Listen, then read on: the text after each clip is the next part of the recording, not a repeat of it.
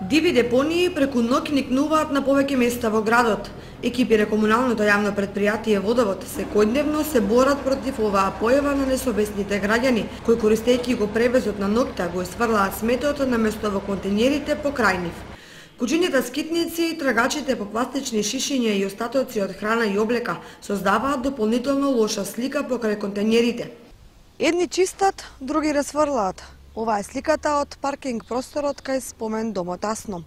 Водовод чисти, а граѓаните создаваат депонија од смет. Оваа слика ни најмалку не е пријатна за граѓаните кои минуваат овде. Контејнерот од претплатото на спомен домот Асном од пред првомајските празници до денес 3 пати е исчистен, но несовесните граѓани, како по некое непишано правило, повторно го полнат, па дури и преполнуваат со смет. Реакцијата на телевизија почење да се исчисти сметот беше прифатена од страна на комуналците. Екипи и механизација за кратко време го исчистија просторот каде што беше создадена дивата депонија. До кога се прашуваме и ние и граѓаните кои со своите најмлади постојано минуваат на оваа релација.